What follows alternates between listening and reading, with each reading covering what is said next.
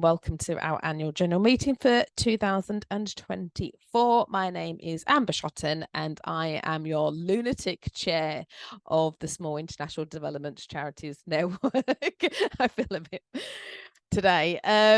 Please use a chat function to introduce yourselves and your fellow members. We've got hosts, lots of people here. We've got lovely trustees, we've got volunteers, we've got members who are going to do some lovely spotlighting as well today. So yeah, we've got a lot to get through. So really lovely to see you all. Right, okay.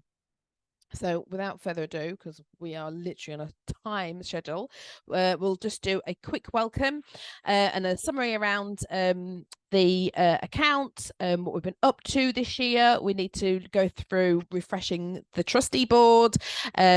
We are then going to do a bit of a focus on what we've done in the last year, plus what we're doing, what we want to do going forward, plus an opportunity to get your voice as well in that for the coming year and beyond. And then we've got the best part, which is 50% of the session, is going to a spotlight and networking for members as well. So thank you to all those who offered to do that. And don't forget, there's going to be opportunity for more of this kind of stuff going forward.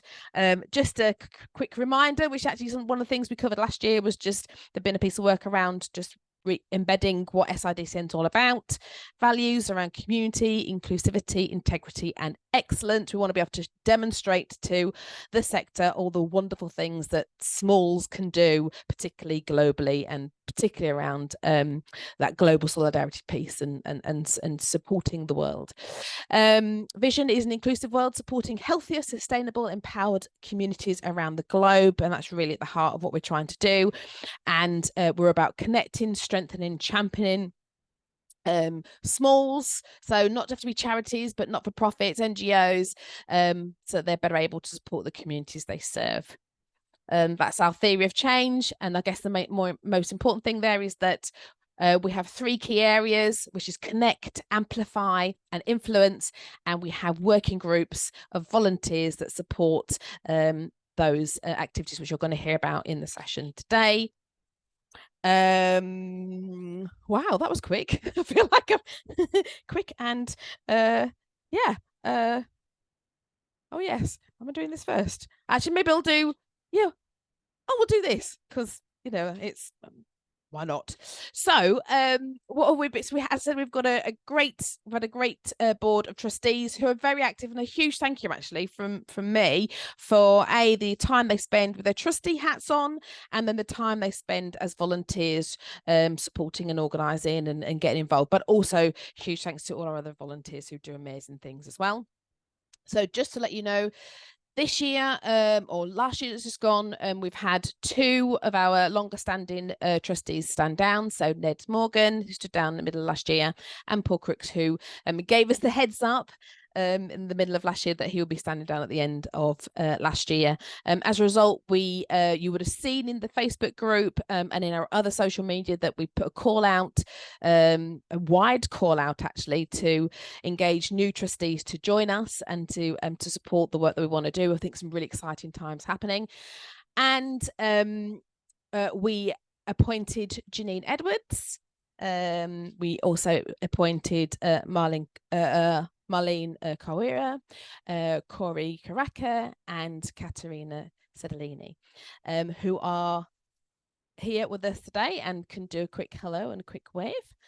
And the other thing that's happened for this year is crazily I agreed to move from interim to taking on the chair role more permanently within my term from the middle of this year as well.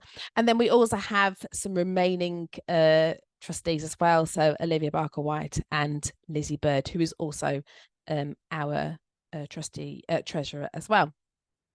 So we have put, and I apologize for my lateness because I thought I'd done it already, but I have put out the details around those individuals, who they are, and they have all been supporting the working groups and getting involved, and you'll hear from them shortly as well around the work that they've been doing. But we want to use this opportunity to kind of confirm and ratify those decisions with our members. So I'm going to just launch a set of a poll, and there's a set of questions there, and it's just asking our members for confirmation around that approval. So approving Janine, Corey, Marlene, Katerina, myself as from moving from interim chair to chair as well. So thank you for that. Give you a few moments. Just that you know, with this particular poll, we will be made aware of who's voting, so that we can also check this against those that are kind of on the members on the website. So as we have become, as we are maturing as an organisation, or as a group, should I say, and as a network, it's just making sure that we're kind of fulfilling our duties as trustees and kind of working within the confines of our governing documents. So we're starting to put more in place around that as well. Okay, we've got about 81% of you have voted. Am I being done? But I don't know where to click. Is it not popped up on your screen? It's popped up, but you click on yes and nothing seems to happen for me. I think it might be because we're co-hosts, Julian. So I think are you seeing it like the number of people who have responded, and Yes. there's like a long line? Yeah. Sorry, Julian. Maybe a workaround for anyone who's got co-hosters, just drop it in the chat. Yeah, and you can do it. Yeah, that would be great. Thank you very much, Jenny. Capture that for future learning. Yeah. Every day is a school day. Right. Okay. Okay. We're gonna give it up to 2 minutes, because I feel like that's a good amount of time. And then I'll end the poll. So 2, 1, and end. And I'm very happy to see that everybody's happy with those decisions that we've made this year. So and I think just a really positive reflection. Thank you very much, everybody, for just for confirming that and ratifying that and agreeing for that to kind of go ahead. It's been wonderful. The trustees have been really busy in the meantime getting stuff done and supporting the organisation. But I think what was really, really positive indictment for SIDCN is that we had such a great mix of people. We had over 20 people apply, and we did a host of interviews. It was really difficult. There were some really, really good people, and we had so it's just was really pleasure. And actually what's been really positive is a number of those individuals that haven't joined as trustees have agreed to join as volunteers as well.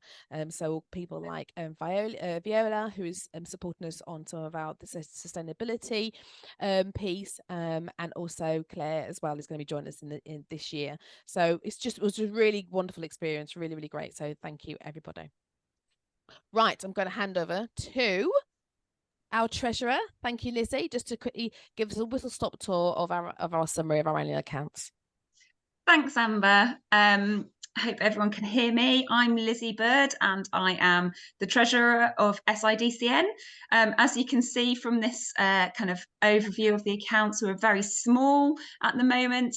We don't have a huge turnover, but we do just do a quick summary overview of the accounts of last year at IAGM. So I'm just going to say that our income in 2023, we saw £750 of donations and £1,852 in a grant. In terms of spending, we spent over £1,000 on communications, which was mainly relaunching of our website. We had £183 on operational costs and £84 on governance costs. And moving forward, we want to be able to support our members who are contributing and speaking. And so we're going to be giving speaking gifts to their charities. We're moving forward. We've received another grant, so we've got lots to look forward to in the next year. If you want to know more, then in the 2022 accounts are on the Charity Commission website, and we'll be putting these set of accounts together in the next few months and putting those onto the Charity Commission website as well. Okay. Thank you very much, Lizzie. And if you've got any questions as well, just you've got obviously the opportunity to drop things in the chat function there. Absolutely. As well. But yeah, one of the big things, as Lizzie said, is we're really keen to see to ensure that we make speaking opportunities for smalls accessible. Hence the reason why for Small Charities Week this year we was our first opportunity to give those gifts, and we're really pleased that we'll be able to do similarly today as well, and for future events. And who knows, in the future we'll hope to even increase the value that the amount that we can give as we grow and develop. Right, okay, so I'm going to move on to our updates. So if I can hand over to our Connect group just to talk us through what they've been up to this year and thoughts and plans for the coming year. Well, thank you, Amber. So a lot of 2023 has been, I guess, continuing and embedding what's already been working very well already. So a lot of member-led activity, and a huge thank you to Julian and Claire and Neil and others involved in the Friday Connect and the regular brag basket, and connecting the important work that's been doing in the Facebook group to kind of connect and respond to queries. The Education Forum has continued with its quarterly meetups, and the 2 country focus groups working in Kenya, working in Bangladesh, led by Joe Ashbridge, and of course the very lively and active Facebook group as well. Thanks to the sterling efforts of Olivia and the other working group volunteers on the influence who across the different working groups who organised our first ever SIDCN Fest, which was held in June this year during Small Charity Week. So really good, last year I should say, really good to have something that was really focused on the network and the work of those of us working globally during that week as well. Amber has been very busy negotiating the transfer of the FSI's learning assets. So all of the materials, recordings, trainer facilitation notes developed as part of the FCDO program, which ran for 2 years, have been gifted to SIDCN. So, and Amber will be leading a session shortly in this AGM to hear from you about what you want to see from those, how you want to see those learning assets put to best use for you. And we've worked really hard this year on developing the mechanism for CIO membership and sort of differentiating between joining the Facebook group, being on the newsletter, but actually being a voting member of the CIO. We have an association model, which means that we have a wider voting membership other than trustees, and that's really an opportunity for your voice to be heard as members. So we had alongside the website launch, we were able to have a dedicated form on the website, and maybe if one of my colleagues could post the membership form into the chat, that would be brilliant.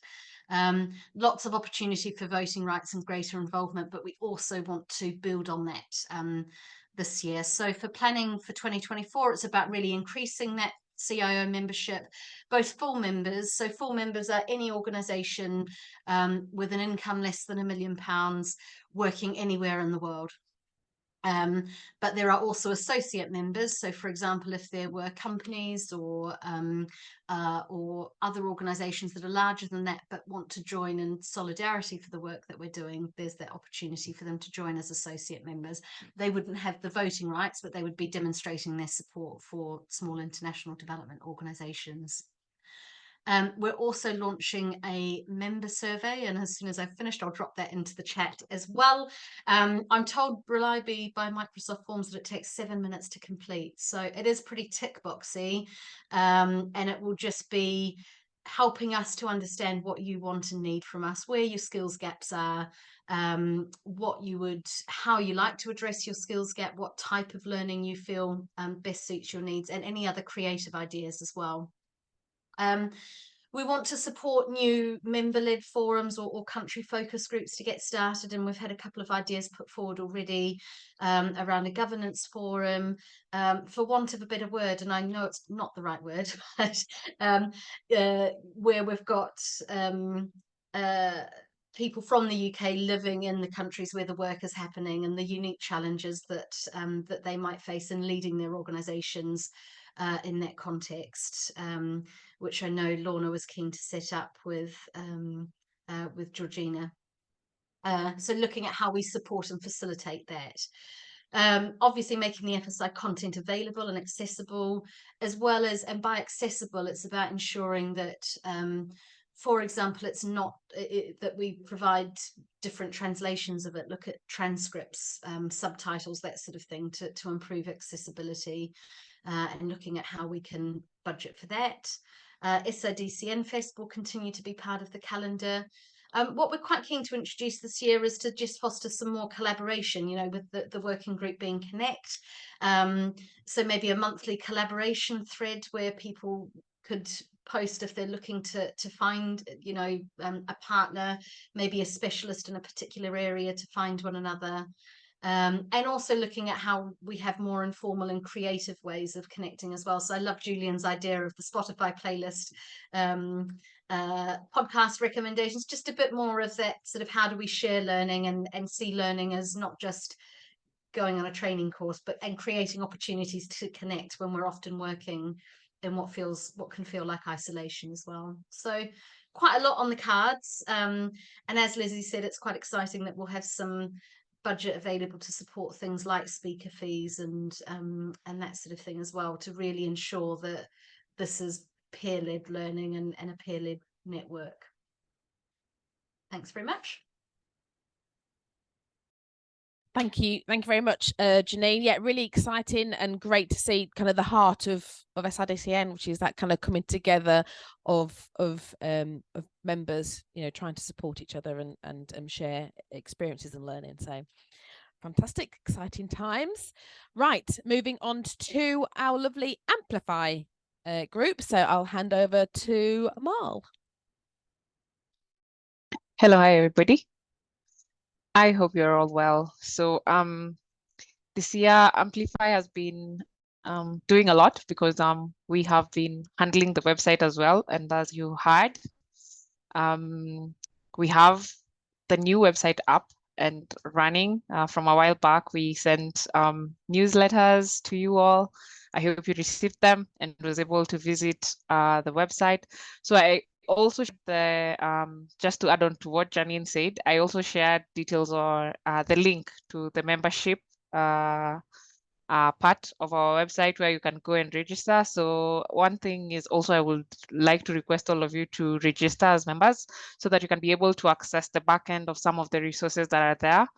We have quite a number of resources, and now that FSI has shared the resources, we have also added them at the back end of our website, the membership area. So I would urge most of you who are here, if you haven't yet registered on our website, please go there and do so.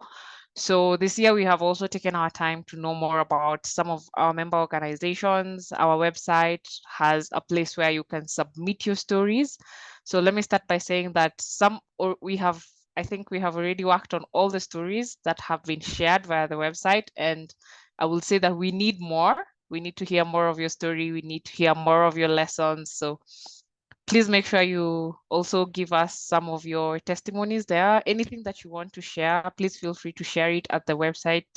And I will just leave a link on the chat as well, where you can go and share your story, upload a photo that is in line with your story. So we have been able to write a number of stories about our members, and I would also urge you guys to go and read more about some of our members there.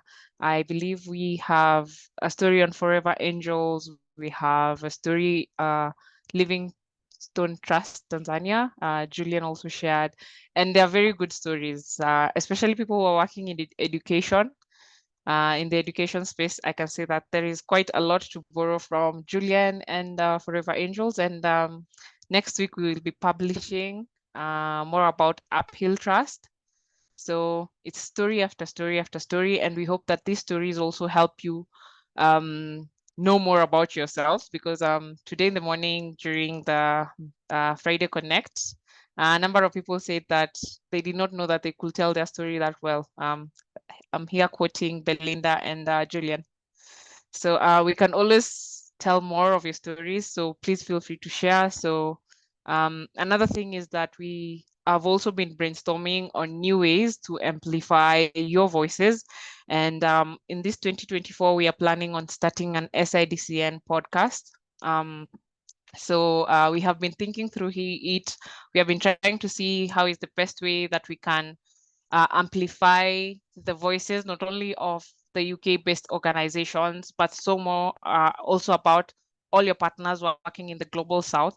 So this is a podcast that gives both the UK offices and the field offices an opportunity to tell us more about their stories, their work, and all that. So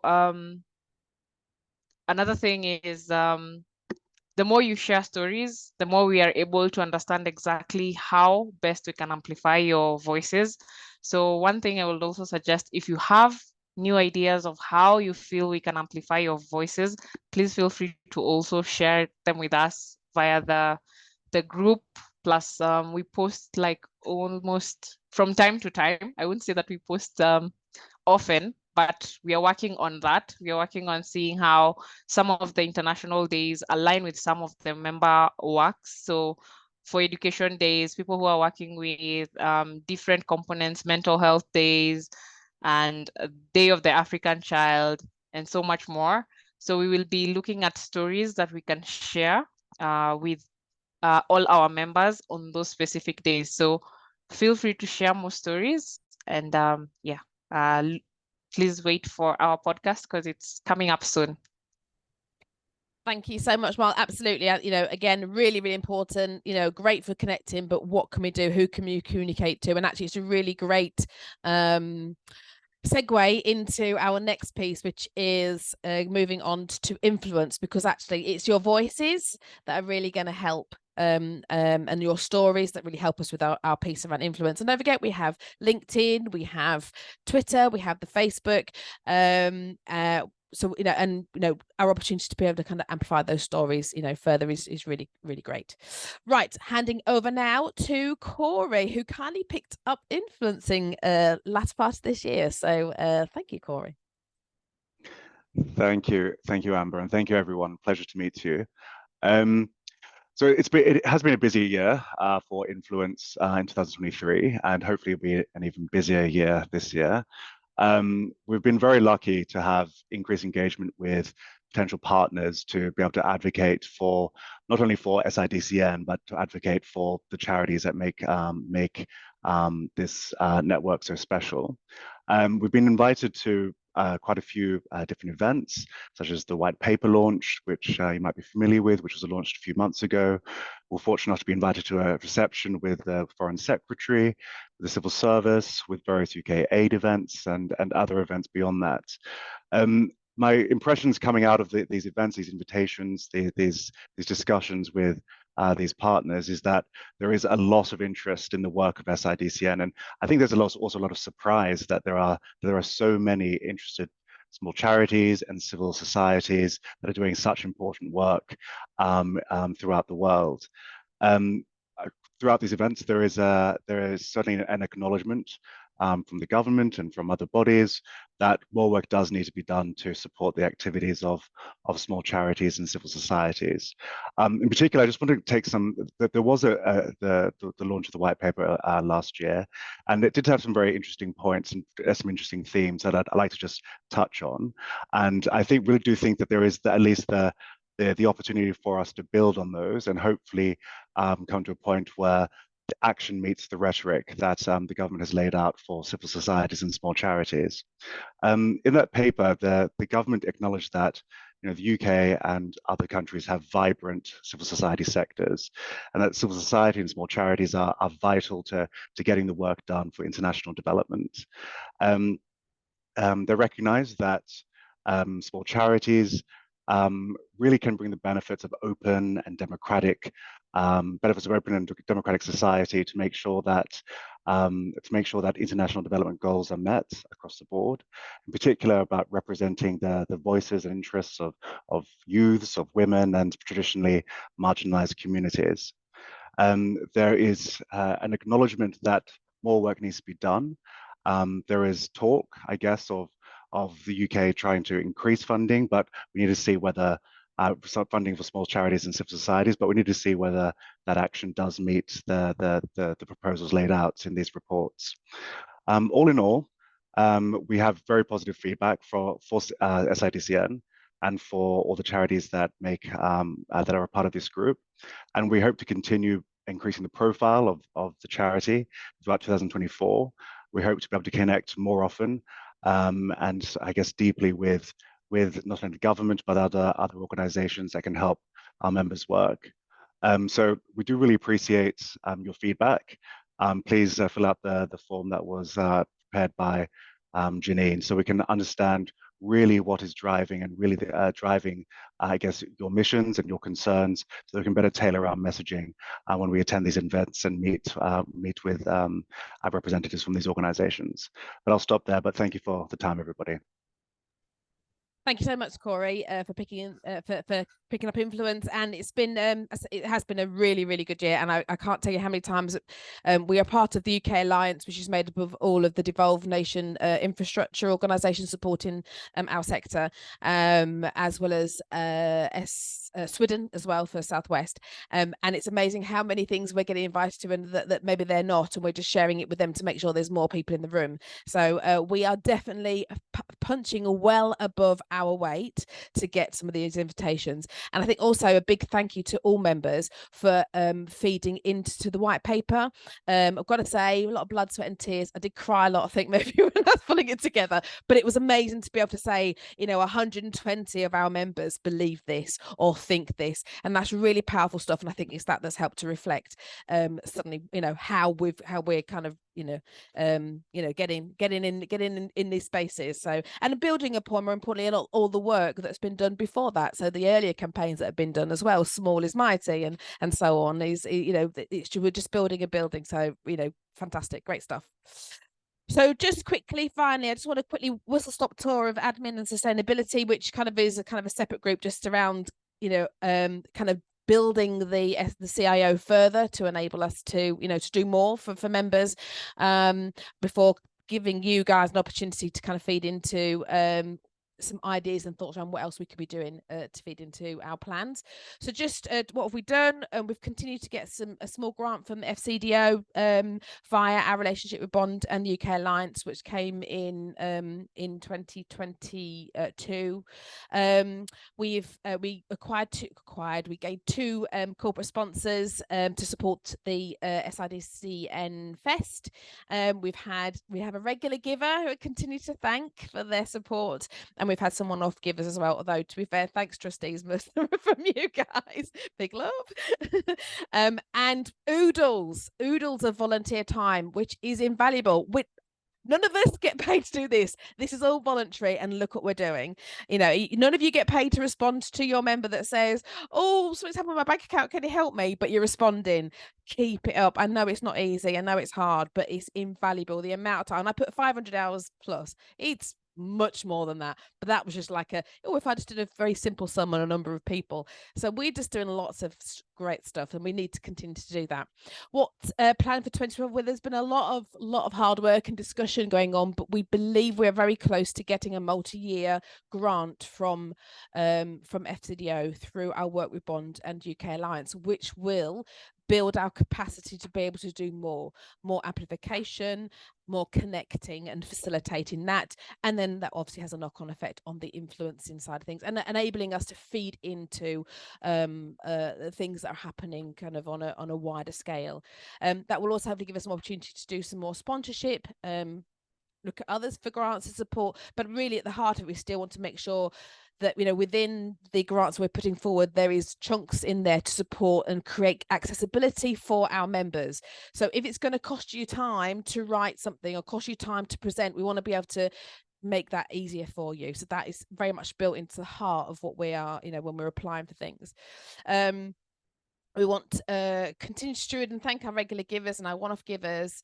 I said more time is going to be really important. And finally, we need to think about what we can do and how we are best to utilize the legacy content that has been gifted to us from the closure of the FSI, which has taken a lot of blood, sweat and tears. I think they said yes to me in about April, and the document started to come across, I think, Christmas Eve or something crazy like that. So but what can we do with it, and how do you make it as accessible as possible? So just so you get a bit of a feel, what is there? So there is going to be some stuff that we can make available. So I've got to say, little head, Marl, I haven't quite put all these things onto the YouTube channel to put them in the back end of the website yet. So please bear with me, but we will. So we've got some recordings, so some short recordings like top tips, and there's some of the titles there. So effective partnership working, how to engage with the public, a piece around international development, and some other bits as well. As you can see there, we've also got full recordings of longer 90-minute sessions from communications and storytelling, considering anti-racist practice in the global solidarity sector, making collaboration work. So these are all recordings of the work that was done with the FSI and SIDCN in 2020-21 as well. So that stuff we want to try and get up onto the YouTube channel and links through via the membership area. And then we also have behind that all of the slide deck content, session plans, everything that could turn those into live sessions being led by people. So kind of maybe refreshing it, but it's a lot of kind of content that sits behind that. And then we also have a couple of what they call SCORM files, like proper e-learning programs or e-learning modules, one on doing good development and one on the Small International Charities 101, which was originally, I think, pulled together by the likes of Vic Hancock-Fell, obviously, who's obviously instrumental in the creation of SIDCN. So there's lots of content and lots of opportunities. So hopefully you can see there. Yes, I can see names. I mean, you can put any ideas and thoughts you like. You can do it in the chat function if you want to. That's fine, because I've got the AI companion working in the background to help us do some summaries as well from the chat function. But actually, you know, grab a digital post-it there, and there's lots of content. How do we best share it? How would you best like to access this content? You know, us putting the recordings onto YouTube. Do we need kind of specific, you know, links from the Google Drive that we also have? We've now got the website that has a whole host of things. I guess also what you to think about, because I myself and Lizzie lead sustainability and admin, is how do we maintain this? You know, it costs us to maintain the website, it costs us to pay for the Zoom licenses, it costs us, you know, so, you know, thinking about you know, also financially, how do we do this as well? Is there other ways in which we could, you know, make this? So do you want live sessions? Would you like someone to take hold of one of those sessions and deliver it live? Okay, what will that look like? Yeah, so hopefully everybody can see the whiteboard, and we've got content here that was developed from 2020 to maybe late 21. Yeah, it was 21, wasn't it? Was it 22? Actually, no, 22, should I say?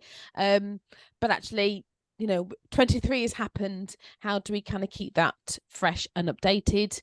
The website seems like a good central point for resources. You know, it takes you through to the YouTube. Yeah, also opportunities for discussion and live sessions on key topics. Wondered if FSI content, either e-learning or EFTA, could be turned into a certificate or accreditation for members to showcase best practice. I have actually had some conversations with someone around maybe white labeling an existing e-learning platform, and seeing whether we can kind of host them on there rather than us having to bear the cost of setting one up. I actually set up FSI's e-learning, and so I know how long and how costly that can be. And I've also want to have some further conversations with other organisations. But please, you know, if you've got, you know, if you know people who do that kind of thing, have an e-learning system, a learning management system that would enable us to kind of host hours on there, then you know, happy to have those kind of conversations. Could maybe use some of FSI materials for theme week stuff yet, tie into the into important days in the calendar. Yeah, absolutely. Could different languages, bite size, just in time learning. Yes, definitely different languages. And you'll see in the Facebook group there was one of the polls put out at the end of last year around trying to see what languages may be good languages to kind of to trial some of those digital content as well. Could do occasional virtual meeting where there's a focus on discussing a particular area of the FSI contact, or tie the content in already arranged. Yeah, could also link to the podcast. Yeah, so we could link the podcast. Can we use some of the podcast to actually look at some of the individual programs?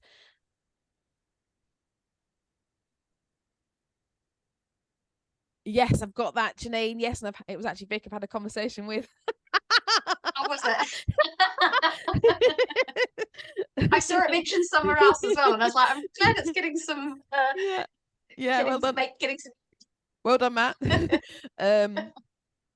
Love the idea of just in time. Yeah, I've got to say that's kind of what I did wonder, whether everybody's really busy. So the e-learning approach and the pre-recorded does help, doesn't it? So that, you know, people can, I know that a lot of people asked around today around actually this the sessions, the spotlight's going to be recorded. Yes, because we want to be able to share those lovely 10-minute slots, but also for them to kind of, you know, listen in as well. Great. Well, I'm going to start teeing us up, if that's okay, because we've got a couple of minutes. I don't want to steal the time for our speakers and also for discussion at the end. So please continue to use the chat function. Apologies that my tech went a bit funny. Next time. But thank you again to a lovely group of members who have kindly agreed to spotlight their organisations and the projects that they're working on. The plan will be to open up the rooms, and you can choose which room to go into. And our lovely speakers are going to talk for about 10 minutes or so, and that element, I said, is going to be recorded, so just kind of their piece, so we can use that and amplify, you know, their voice in future comms as well, but also then use that as a nice route into discussions and networking. When we asked in the Facebook group, what do you want from the AGM this year? Conscious that last year there was quite a lot of talking, and there was only a little bit of kind of discussion and networking, and the feedback is we want to hear from our members, and we also want to have some networking. So the latter part then, for about kind of 20-25 minutes, will be discussion, and then we'll come back in the last kind of 5 minutes, so at 2:25, just some final feedback. And then that will be at the end of our AGM.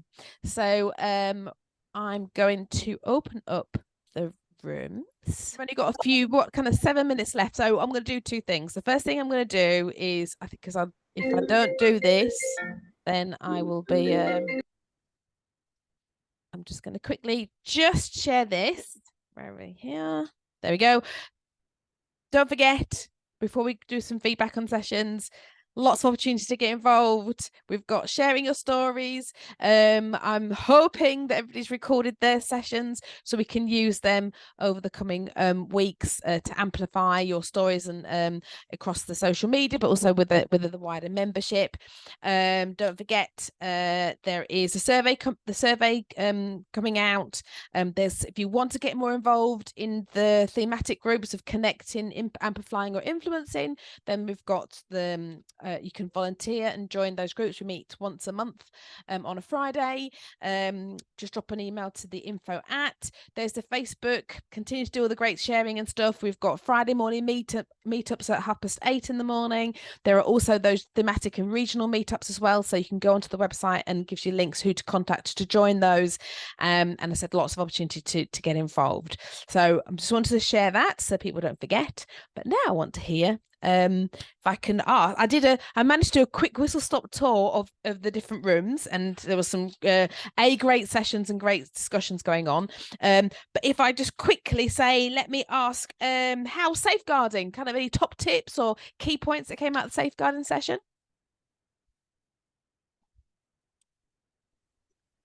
Gosh, I can't think of top tips, but I think it was just recognizing the challenges of implementing and people owning the safeguarding in their own communities, and we just kind of shared on those challenges, and it was just a really helpful discussion to kind of listen to different people who are working in different countries, and sharing those concerns. Lovely. Thank you, Lizzie. And let me move on to community participation in developing programs. Thanks. We had an excellent presentation from Richard and great questions from Kate. Richard really highlighted the importance of gaining strong relationships with communities, listening to communities, getting trust, and really empowering communities to I guess to own projects for the long term to ensure the sustainability of those projects. I'm really looking forward to learning more about Richard's work in Ghana and in Namibia. So please watch out for a little write-up on that. Thanks. Thank you, Corey. Yeah, and I must admit, I think I came in, Richard, when you were talking about, do we come into projects with the right mindset? We're still here 10 years, 20, 30, 40 years, but actually if we program it from the beginning about going into communities and saying, okay, how can we work alongside and support and then get out of here because everything's good? I thought it was really enlightening. So thank you for sharing that. Right, going on to, thank you very much, Corey, our Powerful Minds and mental health program. Let me say that Lorna really shared quite a number of things, but I am going to share a few. So most of the people who are working in the continent, especially on mental health here in Africa, you understand that to most people it's like new. People still consider some aspects of mental health as madness, and some of the things have not yet been what can I say? People have not yet been well informed about some issues like epilepsy, where people still consider it like someone has been bewitched or possessed by evil spirits and that. So another thing Lorna was talking about is about those people. Oh, you're on mute. Sorry. More about those people who run mental health programs in schools with children, that is. So you find that in some cases, teachers are not well equipped with the right knowledge and tools to handle some of these situations. But over time, Lorna has been running a program with You Belong in Uganda, and they have been able to have some training, and they have been able to find that now teachers are able to identify some of the signs of mental health as exhibited by children through behavior. And they're kind of creating now a referral system, which can be a focal point for referring cases for children with mental health.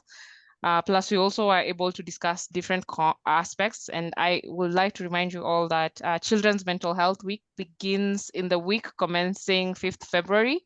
So we would be happy to hear some of your shares, probably on Friday's Connect, for those who have anything or will be doing anything. Brilliant. We will be happy to hear all that. Thank you. Thank you, Mal. And let me quickly move on to I think, Julian, this is your room, the joy of being a multi-project but small charity. Too much with too little? I wasn't realizing I was going to make a speech. Well, just a little your reflections. Thank you very much. So Fiona led us through how poverty has very many faces, and it's important, if you want to kind of tackle poverty, that you need to tackle all of those faces, and that tackling just one single thread possibly won't achieve your results. So we looked at all of the different things that Fiona and lots of others were doing to try and tackle poverty. And I think one of the things that we came down to was that we need to just make sure that our public face is a very simple one, so that people can understand what we do without having to tell them that we do 25 different things. Brilliant. Lovely. Yeah. Thank you very much. Thank you, Julian. And last but by no means least, we've got the transitioning away from an orphanage to family style homes.